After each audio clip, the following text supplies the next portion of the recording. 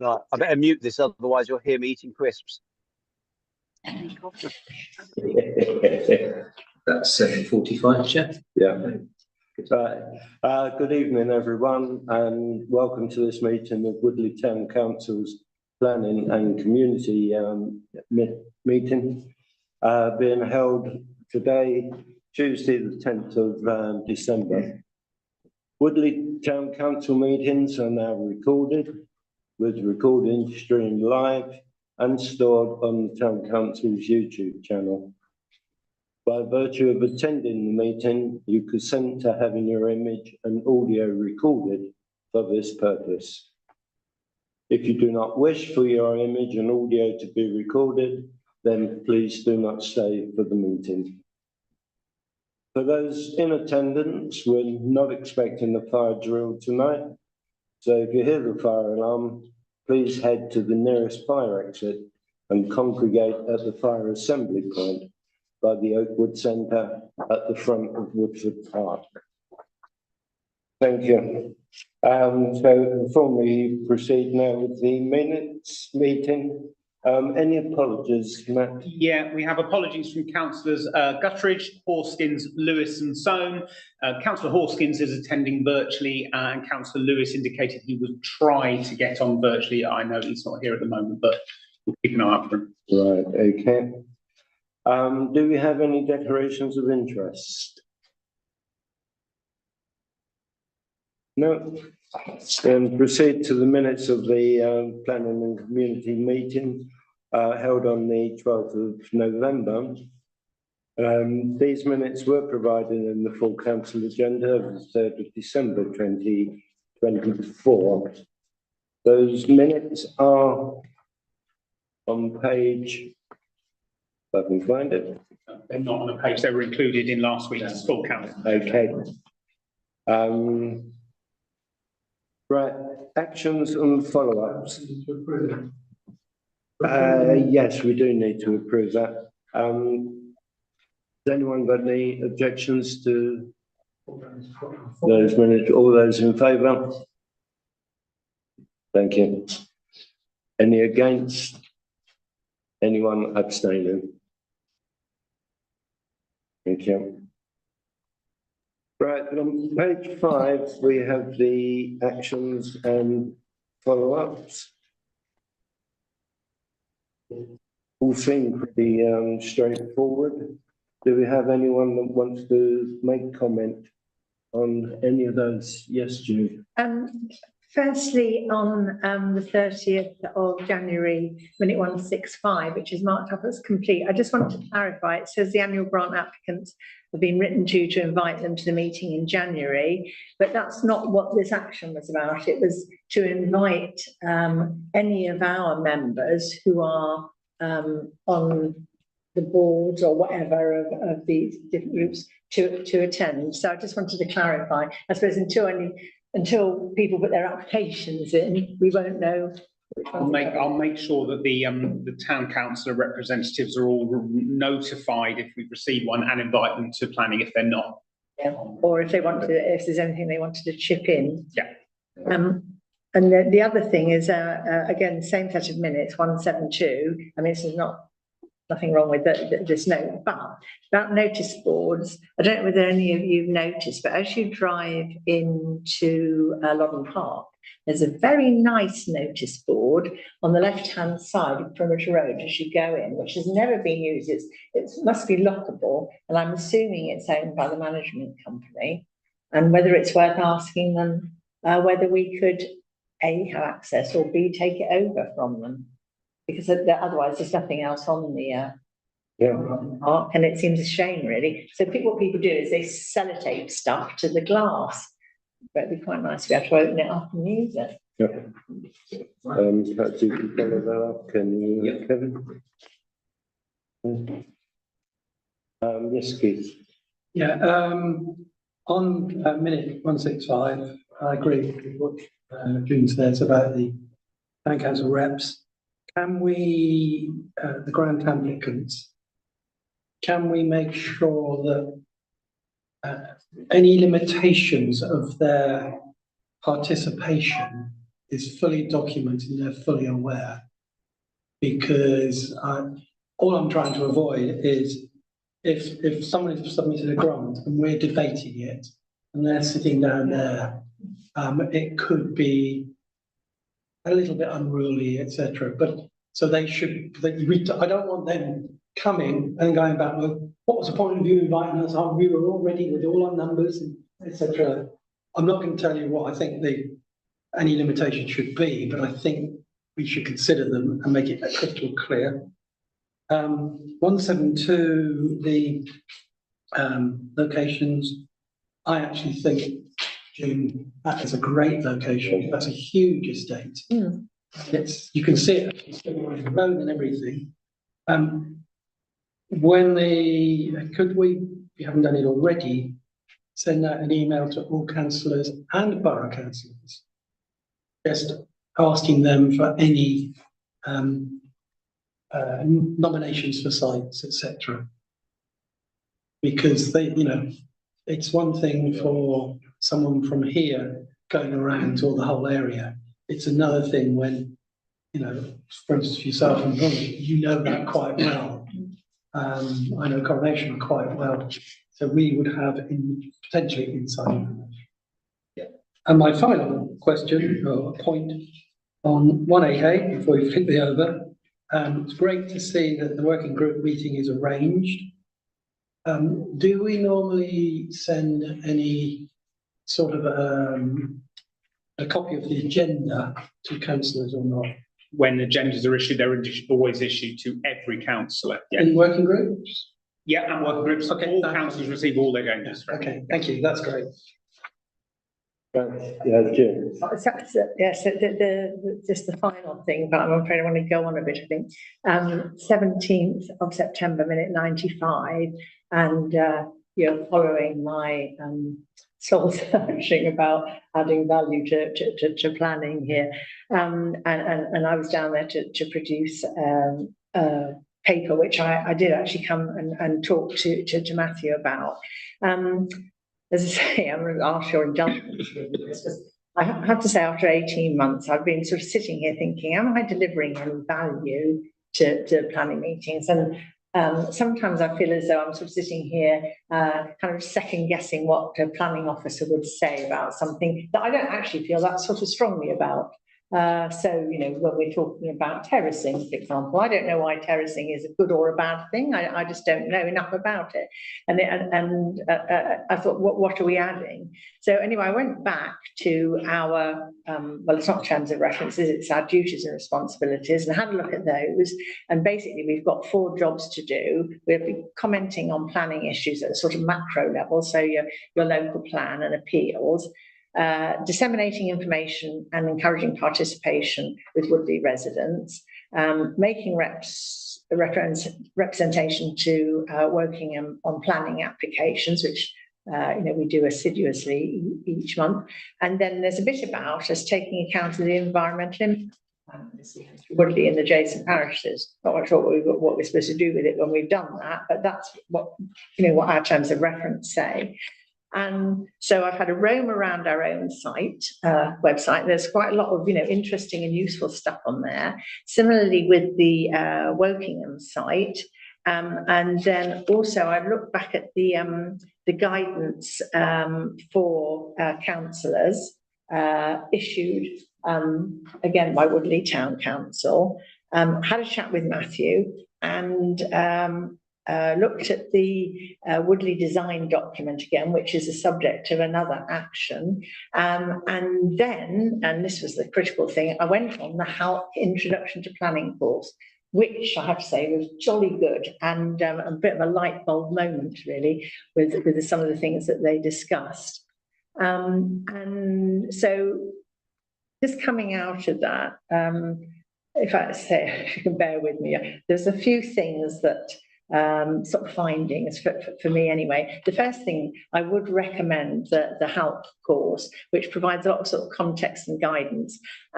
They sent me the slides from that, but actually it's well worth actually listening to the guy talk. And it was very interesting also that there were a number of people on the course who were all from similar authorities as us, so our levels, and it was interesting to hear, that sort of their experiences. So, Matthew, if I send you the slides, we can make them available to everybody. And I think with new councillors, that part of the induction, it would certainly be worthwhile saying to people I think everybody actually could do with going. It's only 2.5 hours, and it went jolly quickly. And I'm right in thinking that's not going to cost us anything extra, is it, beyond what we're already paying as our membership to bulk, isn't it? There are some courses are charged for, that's clear when you're booking in. All right. But those that are included, for example, that one. Yeah. Yeah, so if we all went, way. So that was sort of, one of the first things that came out of there. I think our duty about disseminating information is kind of an easy one almost to get our heads round. And to say the Woking Borough site has some good, it has a lot of good information on the planning process itself, and then how people who want to register either support or opposition, how they can do that effectively. And so I had a chat with Matthew, and he said we can certainly add links to that site from our own. I mean, we don't want to get involved in interpreting planning at all, but it seems a shame not to point people in that direction, and it gives people lots of hints about things not to put in your opposition and things that are valid. And also, Matthew's going to have a look at our letter that we sent out to notify, people who live nearby. And again, just put those links on. That's happened. Oh, well, thank you so much. And also, I think we're going to put a little bit in.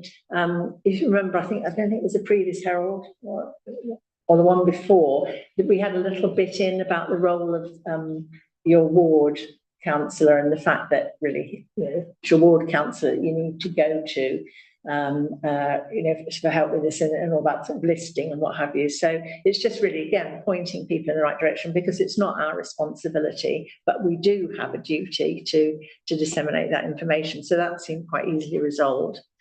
And then the biggie for me is what value are we adding beyond, particularly with the sort of the planning applications, beyond what neighbours or anybody else can put in as comments.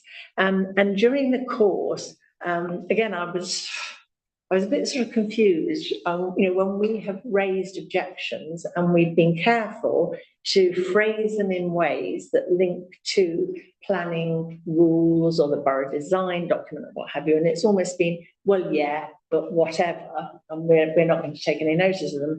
And the chap in the course was explaining about the planning balance. So essentially what my understanding is the officer is sitting there with a pile of information, and some of it's pro and some of it's con, and he puts it on the balance, and at some point it goes up or down, and he makes a call on it. So again, what they were saying to us on the course was the value that we bring, in addition to what anybody who lives next door to a planning application is going to do, is that we should be taking into account the wider public interest.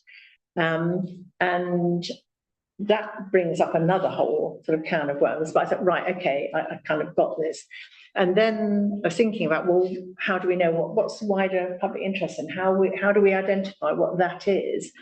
And then I've made the connection between that's what the Woodley Design Guide effectively does. And now bear in mind, that's a very old document, but reading it through, and it was obviously a very significant piece of work, so there's lots of consultation, but it articulates what we as a council understand the people of Woodley to want.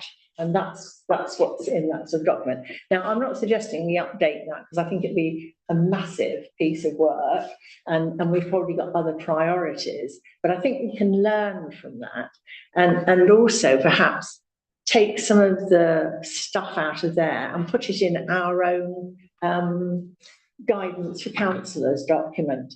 So I can't promise I'm going to do this quickly, but I'd like to spend some time just looking at that, because again, with all these things, when you're making a decision about something, you've got to have a picture in your mind of what you're comparing things to, and I'm struggling to find that. So I think, you know, what's in that document would be helpful. So that's what I'm going to have a look at next, and at some point come back to you on that. I think the other thing that I'd like to see in our guidance for councillors, and again, we've got the benefit of at the moment, you know, a couple of councillors here who've been on planning, but it's understanding the significance of you know, how we link into the local plan. So I know on the local plan we've got 2 sites of urban landscape value, 13 local green spaces, and a core employment area. But I have to say, I don't really know what's the significance of that. And I think that's something that we perhaps need in our sort of briefing for people to understand.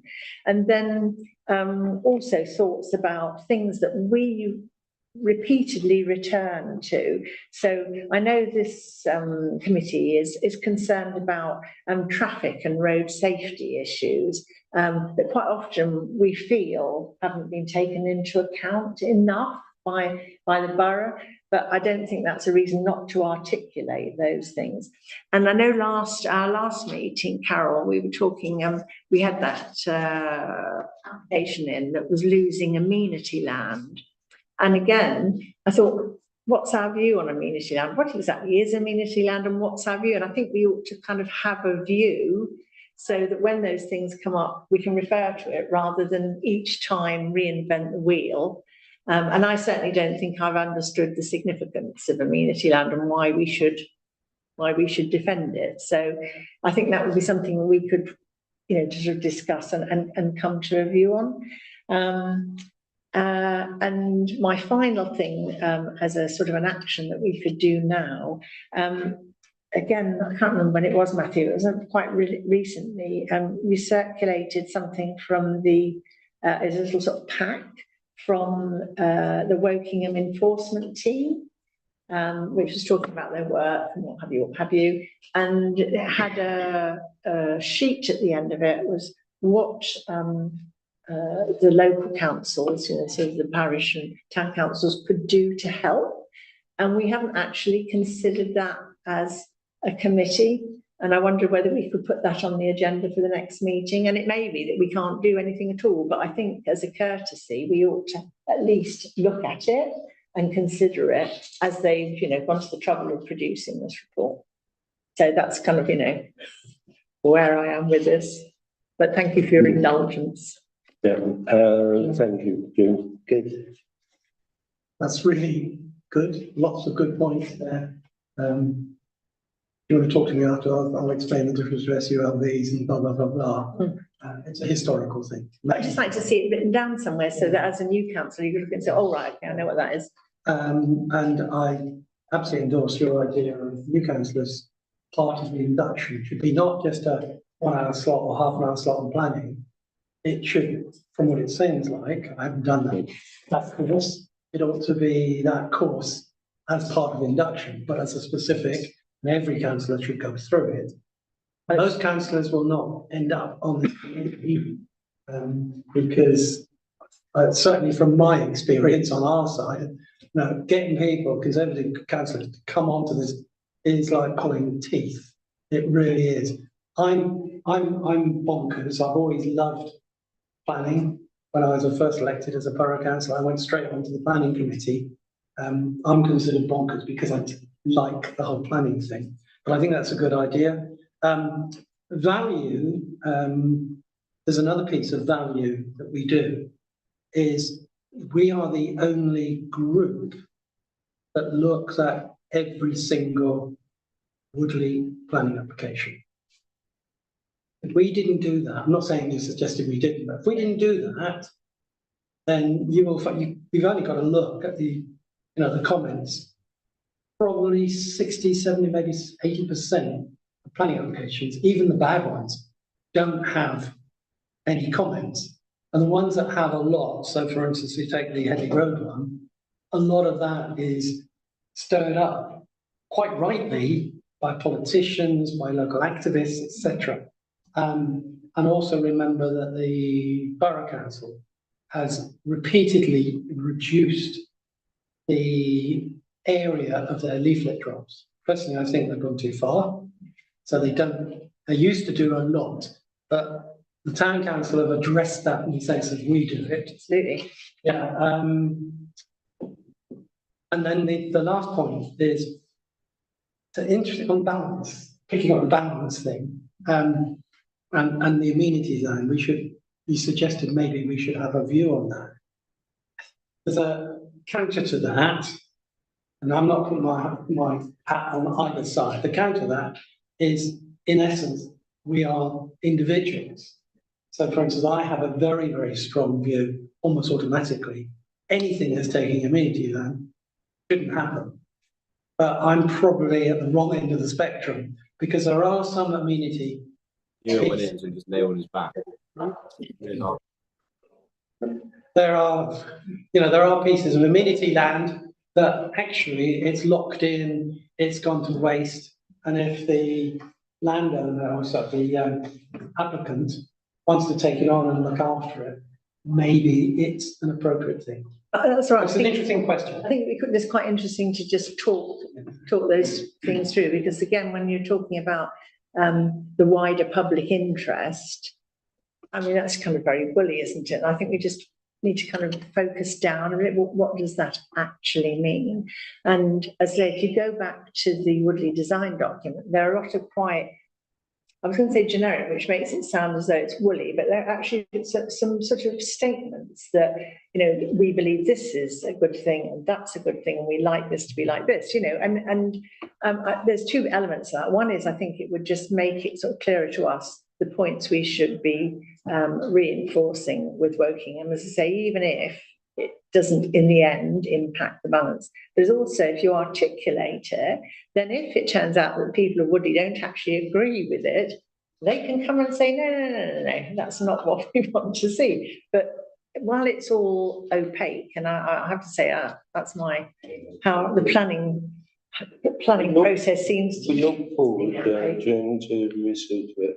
Carol, you wanted to say something? Yes, just a point of information, really. Talking about amenity land, on Rightmove today, don't ask me why I was looking at it, but trying to find out the price of the house. And there's 2 plots of amenity land along Perimeter Road going for sale for £40,000 each. They're just verges. I mean, they're quite wide verges, and I think they're described as scrubland. Well, they've got some bushes on, but it begs the question, who owns that? They're selling it. But they're selling it. So, yes, what's this space? So, If they sell, I mean, somebody must own it to sell it. exactly. What will they do on it? Well, I think we'll be seeing it on this committee. So my point is that's the reason why I automatically would say no to any amenity land application. I mean, just to close this discussion off, I remember when I came on planning, which was 2018, Woking Borough did actually do their own course, which when I went, there were 3 of us from Woodley went, and there were about 40 other councillors from throughout the borough, and it was a very interesting evening, very much a question and answer. I don't know whether Woking still do that, do they, you think? Sure. We wrote to Woking because the request was made at the beginning of this year from this committee to get training from Woking Borough Council. And Woking Borough Council came back, so they wouldn't do it individually, but they were looking to provide some training. But when I chased up a couple of months ago, they said they're too busy with the local plan at the moment, so that's not on their radar until at least the middle of next year. But certainly it's something to look forward to. The Hampshire course was very good, and it's certainly worth having a look at. Right, well, we look forward to seeing your report in due course. It's great. Okay. We'll move on to item 5, which is the current planning applications. We haven't got anybody here today, so we're going the order that they appear on the agenda. So the first one is 241926, land at Headley Road, East Woodley, where there's an application to remove condition 32, planning consent 213106. Now, I must admit, I got very confused because it is an enormous document and there are two paragraph 32s in there, but it's the second one which quite openly says, if I can read, that's the wrong one, sorry about that. There we are. And remember, this is the appeal document that granted permission for that. So it was written by the planning inspector. Clause 32 says, no deliveries shall be accepted or dispatched from units 9 and 10 between the hours of 2300 hours and 0700 hours the following day.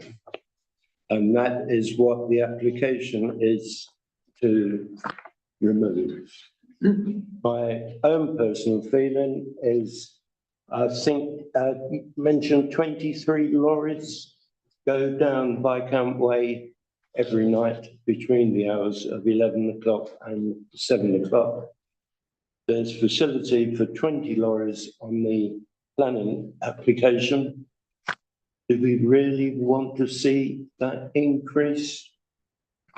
Can I just make one point at this point? The information that went out in the agenda, so it's on page 7 for that application, comes from the notification letter we received from Woking Borough Council. But subsequently, it looks like they have changed the description on their website. And at the end of it, it says condition 32 refers to the timing of units 9 and 10. The proposal is to vary the condition to lift the restriction on respect of unit 9 only. Just to say that that's different to what was in here. So that just needs to stay that.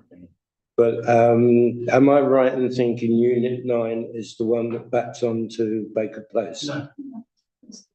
Yes, the other side. Right. Anyone, Carol, you've got your hand up. Yes, I looked at the noise report, I suppose it's called, the report about the noise, which is what they've commissioned to back up this relaxation of the condition.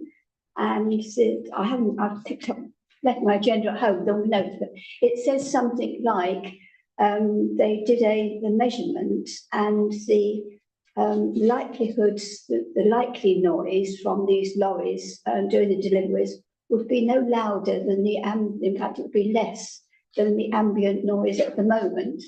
That clearly doesn't make sense. It can't be any less. I mean, it might be the same, but I think that is flawed. I don't know what they were measuring. I'm pleased to see that it's unit 9 that they've taken out unit 10, but I still think that those buildings are incredibly close to the flats in Baker Place. And I wonder if we can suggest, we can only suggest that there's some sort of mitigation, in other words, noise attenuation barrier. So they're talking about a fence, but they're more than that. And I think we should be looking at some sort of noise attenuation boundary treatment. Yeah, but personally, I don't think that comes into effect because those lorries have got to drive out of there. So anything put in to combat the noise will immediately vanish and drive down Viscount Way. And that is where the rumblings will be. They're going into Headley Road East, they're not going down Viscount Way. They're going through the... Are you sure on 9 and 10? Because it's what they promised. And they're going to build a new road across it. I don't know, do it or not.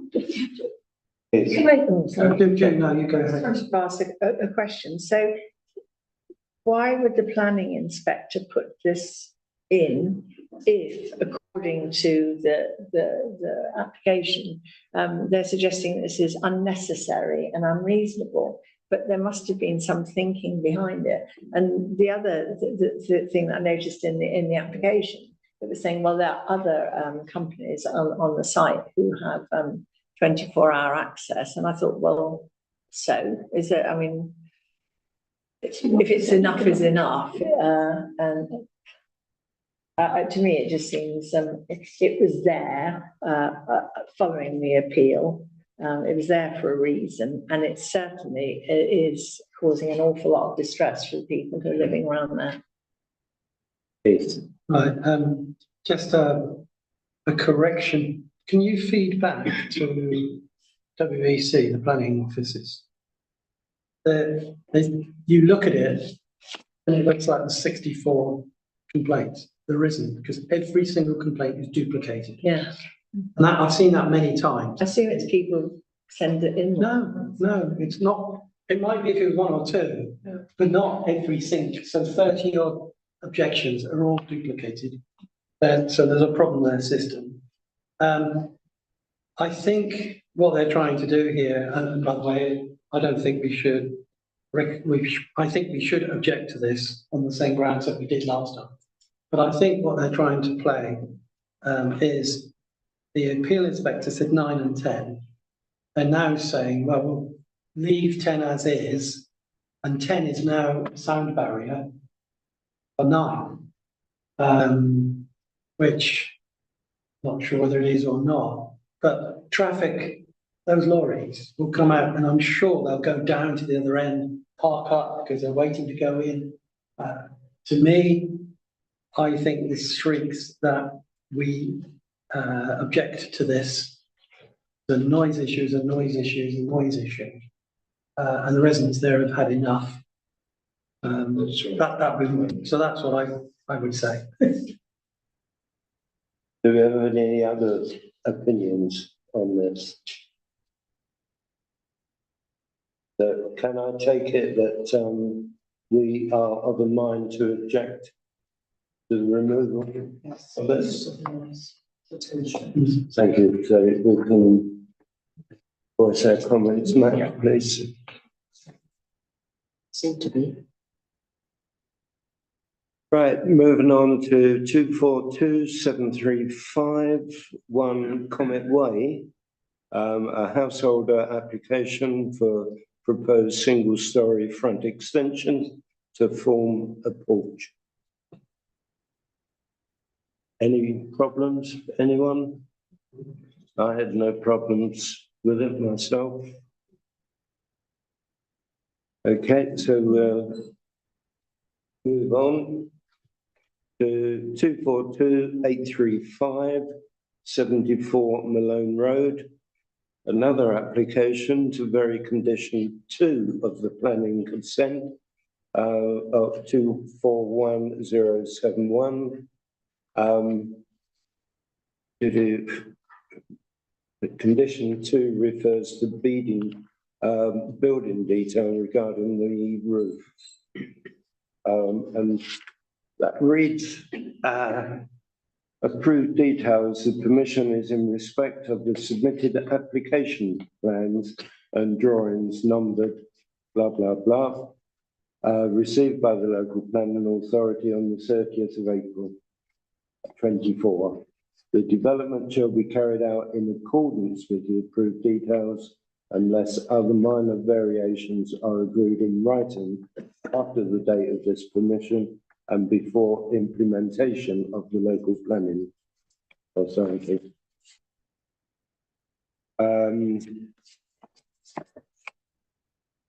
It's a householder application for the proposed erection of single-storey front extension to create porch, 2-storey side, single-storey rear extension, along with changes to fenestration following the demolition of the existing detached garage, plus removal of the chimney.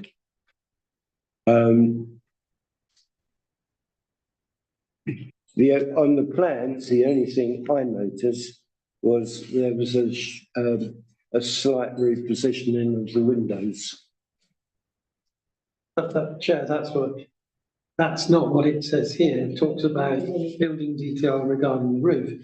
I did a visual comparison of what's in this variation and what was in, and I couldn't find any difference. I don't know Did you? I found it. Okay. Yeah, I looked and looked and looked. It's the materials, the change in the materials to match existing. So I think there was a slight difference in the materials they were using on the original plan, and now it's going to match the existing better. Thank you. It's building As detail. as I said, the only change I saw was one of the three windows were just moved But this says slightly to the right. It says Um, But other than that, I had no objections to it. So yes, that one's okay. Matt. 74. 242906, the tennis courts at Silver Fox Crescent. Again, application to vary conditions 2, 3, 4 and 5 of planning consent number 241301. Basically, this is the putting in of an additional floor, although not actually raising the height of the house. Carol. Yes, there's a letter from a neighbour, I think we've had it before, was concerned about there being a first floor, and it's supposed to be a chalet bungalow. The word chalet just refers to the, the pitch, I'm trying to think of the word now, the eaves height. So this is still a chalet bungalow, although it's rather a strange description. There is a first floor, but it's served by Velux windows. I don't think it's going to create any impact on neighbours in terms of overlooking. The only thing I really saw the 3 roof lights going in, and you've got the one window which comes from the bedroom that will look out. And Actually, Carol, if you look at the original application and you look at the floor plans, there is no floor plan for the first floor. The bedrooms in that, there's 2 bedrooms, It wouldn't and be. they're down on the, It didn't have a first floor for the original plans. I know. Yes, sorry, I thought you No. said, no, anyway. sorry, I must have Okay, said. not misunderstood. But the original one was 2 bedrooms, a small lounge and kitchen, Yeah. all on the ground floor. I think it's now gone to 3 bedrooms, is it? It has, it's gone, so these So it's 3 gone up. bedrooms are going on the top, and this window is the only thing on the outside of the building that appears to have had a change, when that before would have been a roof, almost a light, letting light into an open space that now will be on that first bedroom. So personally, I know, Janet, someone's talked to planning application or planning people, and it is right from them that it should come in as a vary of the conditions. Personally, I think that is got no common sense in that, because to me, they've gone out adding an extra bedroom, they've added an extra floor, they've increased the internal measurements of the lounge, etc. And that to me screams that needs to be a separate application. Planning officers have said no, it can come on this as a variation of a condition. Bonkers. So, sorry, Carol, were you saying then that the sort of top of the roof isn't going to get any higher? They're basically filling all the space that was already there. Oh. The only thing here is this window here originally was a little bit narrow and a little bit longer and would have flooded light down into this area, whereas now that window is servicing a bedroom. So they're using that space almost like you're doing a loft extension. Right. So maybe whoever's doing it didn't thought, well, I can get another bedroom as opposed to the original application. So Should probably get on with this development. it's all inside anyway. Which is, Yeah, the it's just original. the person who complained. I don't think They've they've got misunderstood that it. much That's So they think it's going to have another layer on the top. That's the original plans, and you see there's a thin, sort of slightly thinner, higher window here. And that would have originally come out could you over the lounge area. the ground floor. Yeah, that window would have been here above, pulling light into the lounge, whereas now with that first floor, that's a bedroom, so anyone standing could see out the window. And that, just in terms of the overlooking, whether it's additional or not, that window, if I bring that down here, is here. So originally this would have just pulled light in and no one could have seen out of it because there was no floor there, but now there's a first floor. Someone standing there would be able to see out of that window over here. But a lot of these properties are also two-storey. So I personally want to object to it on the basis of it's massively changing the property. The outside isn't that, but that's just me. That's my personal. Others may well have a different. It's a loft conversion before the loft's been built. Yeah, that's how I see it. Well, then let it come back as a loft conversion. To me, this is sneaky, but that's just my own view. But why does that matter then? What's the objection to that? In principle that people are fiddling with the plan afterwards, or that Because by putting because burying in condition tends to be a lot easier than actually going through a full planning. But yeah, but just going back to the substantive change though, have you got an objection to the substantive change? The fact that there's going Yes, to be a because bedroom there? it's increasing, it's going from 2 to 3 bedrooms. There's an additional bedroom, additional car parking needed, all those things. My objection may be irrational, okay? All right. Robert, have you got any thoughts on this one? Yeah, I agree with Carol. It's no more than a loft conversion, really, is it? You know, I think it's. I remember this guy coming to a meeting previously and talking about this self build, and as it's not going to change the overall shape and size of the building, and I have no objections to it per se. Thank you. Can I go around again? Jason? I have no objection to it. You've got no objection, Carol? No objection. I must admit, I've got no objections to it. Somebody will do it at some time. I can see where he's coming from, but Yeah. as the building is the same size, I've got no objection. Right, thank you. So move on to 242952, which is 198 Loddon Bridge Road. Householder application for the proposed erection of a single-storey rear extension with installation of roof light and changes to fenestration. I had no problems with this, but anyone got? No? Okay, that's okay. 242984, 1 Mulberry Close, Woodley. A householder application for the proposed erection of a single-storey side extension following demolition of existing garage and removal of a porch canopy roof, plus changes to fenestration. Once again, I had no problems. No.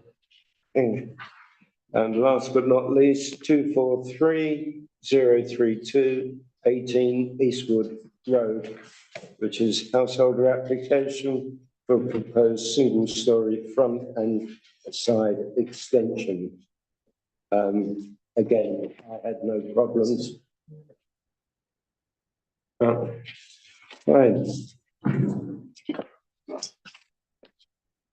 Thank you. So we'll now move on to planning decisions, which are on page 9.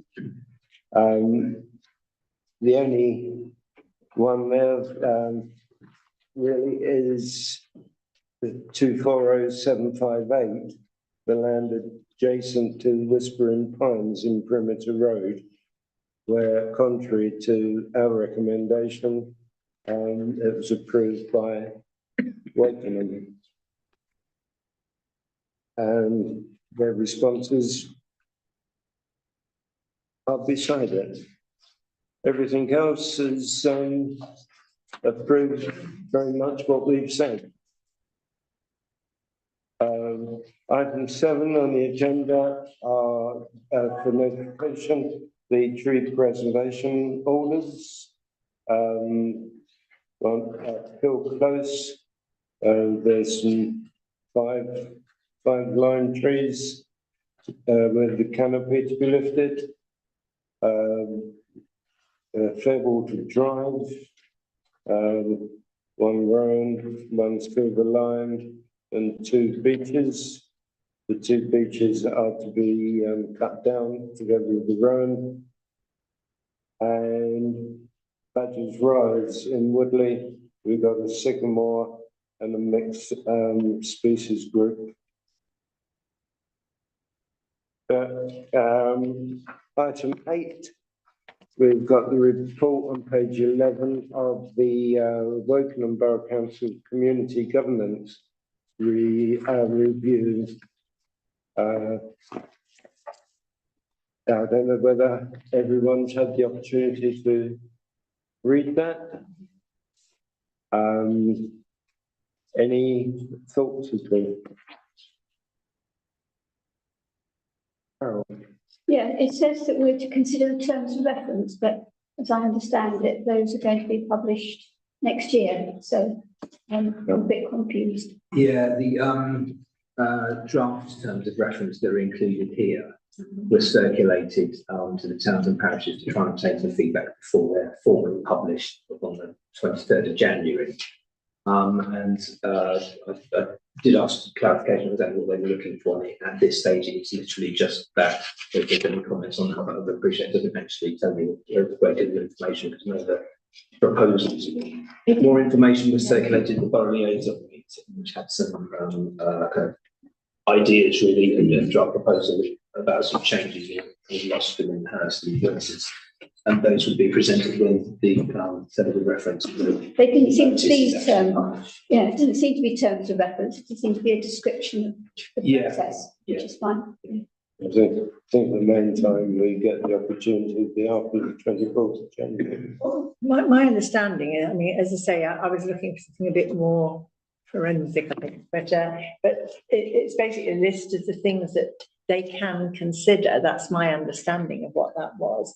And the impression I got was that a couple of parishes have had issues which they wanted to raise. So instead of doing it all piecemeal, they're saying, let's do this exercise and everybody can put their 2 pence in about anything that they want to look at in their parish. So I guess the question for us is, are there any things that we would like to raise under that?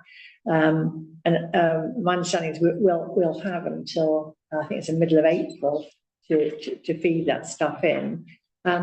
I mean, you know, I don't know. But, I mean, certainly during our 2 lots of elections this year, I have really struggled to get a clear picture of the parish wards and the borough wards and how they relate together. And as a principle, I would suggest that parish wards ought to be at least the borders of them coterminous with the borough wards. How you sort of split it up within that is a kind of different issue. I mean, because it's just insanely complicated and unnecessarily, I think. And I don't know when the last time we looked at our parishes, but I mean, we've just, if you go and have a look at the borough design, the Woodley design document and compare what was there just under 20 years ago and what we've got now, the shape of Woodley and where the population is has changed a lot. So it kind of suggests it needs a look at in the first instance. So I don't know kind of how we'd initiate that. I mean, what do we do? Flag it with Wokingham and saying, yeah, we could do having a look at, or are we supposed to come up with a plan to say what we'd like to do is redraw our boundaries like this? I mean, do we know, Kevin? I think that's the next stage. So once it's launched and published, that's what they'll be looking for. So we need to put some time to just consider it. Yes. Right, please. The electoral arrangements has already been done. It was done by the Electoral Commission on the back of the borough changes. Oh, So right. the next town elections have new boundaries. I think Loddon there's a lot more town councillors, etc. So to me, the Electoral Commission has already said that they've done it. They did the consultation. They did all the borough stuff and what have you. Like for instance, Bullsh and Whitegate's being split. Yeah. That made sense and what have you. So they've specified all that then? yes, Right. absolutely. I'm sure Kevin or Matt can dig it out. Because it is worthwhile knowing. I know it's not for 2 or 3 years, but it's already been done. It was finalised about this time last year and was circulated before those all-out elections that took place this year to everyone. So, but I know there is like locally, obviously, with developments taking place, especially in some of the areas like Shinfield, there's going to be massive development which is going to completely change the makeup of those areas, and therefore that idea of those areas will have comments to make about how actually whether they can manage with their current member numbers based on a much larger population, whether it should be split. So there'll be lots that feed into that and things like that. Whereas obviously, and my other really is a question to go off and find out: do we really, as a town council, have the ability to change the number of councillors on here? I thought 25 was a legal requirement. That might be totally wrong. No, it's not. There's no. So we could have 50 if we wanted to. We could have 2. Yeah, there's a requirement in the legislation that there's some level of consistency between councils, but actually, if you look at the numbers, that they vary drastically in terms of population per councillor between the parishes. So it varies quite dramatically. Councillor Hoskins has his hand up. Robert. Thank you, David. I just wanted to sort of correct something June said about boundary changes 20 years ago. The boundaries of Woodley have not changed since 1974, when the area of land to the southwest of Reading Road to Mill Lane, Sutcliffe Avenue, that was all Woodley, and then that got transferred over to early in 1974. So the boundaries of Woodley have been that since then. And just picking up what Keith said about numbers, where I live in Looe, there's 5,000 population and there's 15 councillors. Woodley's got just shy of 30,000 and we've got 25 councillors. So there isn't really a parity of numbers there like you would have with an MP. Thank you. Thank you. Carol. Yes, Keith said a bit of what I was going to say, which the Boundary Commission wanted to make it fairer, and they were looking at numbers within parish wards and borough wards as well. I looked down at the bullet points under what is a community governance review, and I was kind of saying no to all of that. So honestly, I don't think that we do need to look at this, because this is talking, it's obviously aimed at all sizes of parishes, and we're a town, makes us slightly different. The only one, I suppose, might be the number of councillors, but I don't think, well, I hope we don't want to abolish ourselves. The naming of it would just cause endless confusion. And grouping parishes meant that we're talking nicely to our neighbouring parishes. So I don't think there is much that we're going to be affected by. But I'm happy to be proved wrong. Just for some context on electors per councillor. So this town council is 883 electors. Under current. Yeah. Not under. But it varies as much as, so some of the smaller parishes, Ruscombe's 61. So there's quite a disparity. And Wokingham's 1,200. Is that Is that calculation on the basis of the number of actual councillors they have, or the number of allocated spaces? Because parishes are notoriously poor at actually filling up. Yes. You know what I mean? Yeah. Number of seats Yeah. as opposed to, Yeah.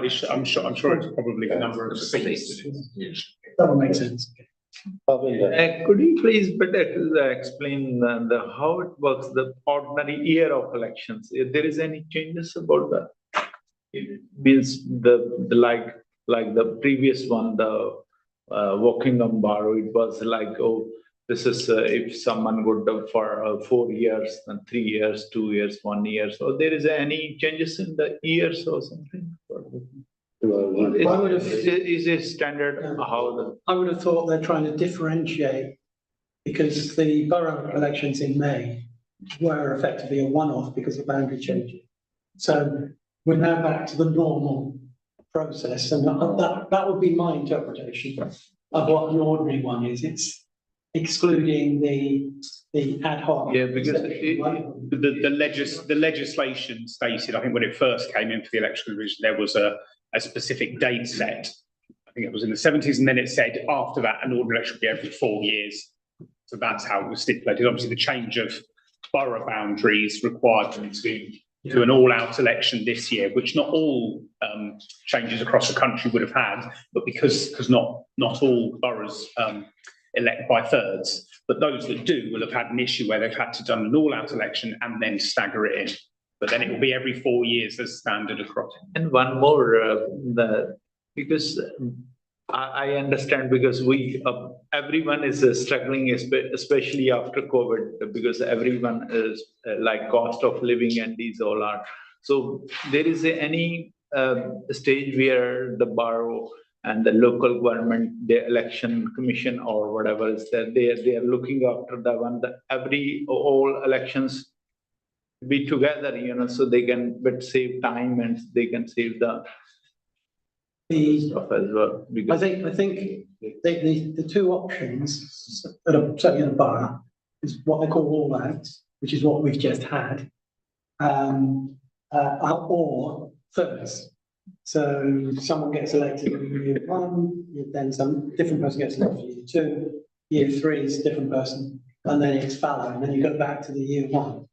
The Electoral Commission, correct me if I have to get this wrong, Karen, but the Electoral Commission, when they did the working on rejigging the boundaries, did actually go through the process of saying, should it be every ward is 3 members? Should it be 1, 2s and 3s like it used to be? And what came out of the Electoral Commission was every ward should be 3 universal. And that had impact. Like Hurst had 1 councillor, so Hurst had to now be part, so forced amalgamation to get the 3, if you know what I mean. Thank you. Okay, right.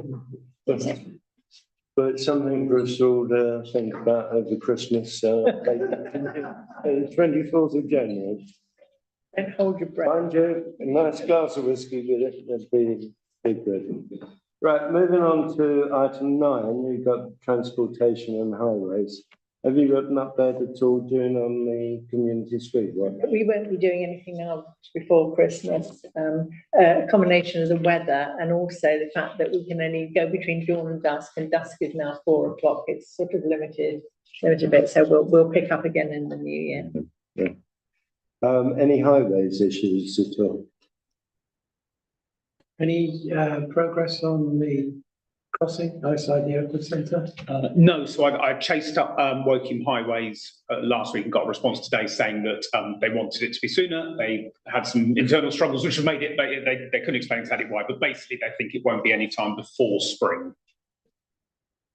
And there was frustration in the email to suggest that that was not what the person I liaised with wanted at all. So there's obviously something that's delayed it, unfortunately. And that also accounts for the disabled parking bay, the changes to that to make sure that the ramp is correct, because they're marrying those 2 works up at the same time.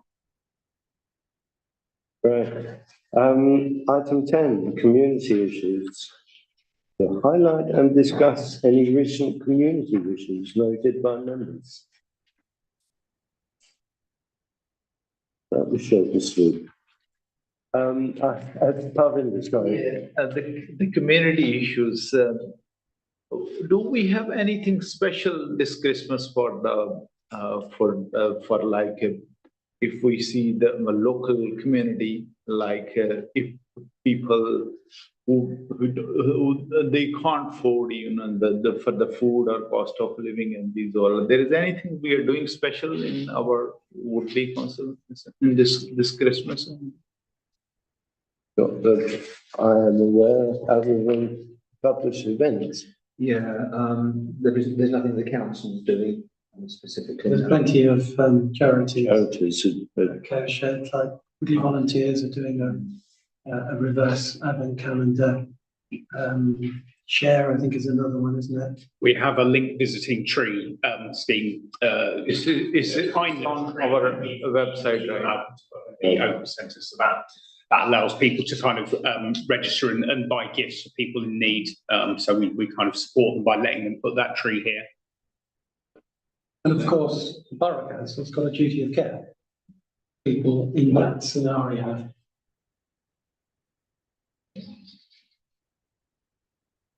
Item 11 on the agenda, publications and information.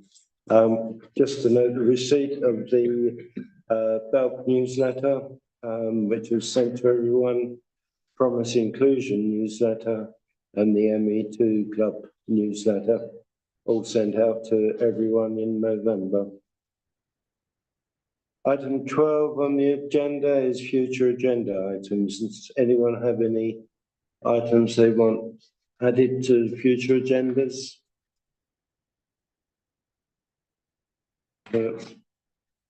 Publicity and website, item 13. Anyone got any items to publish?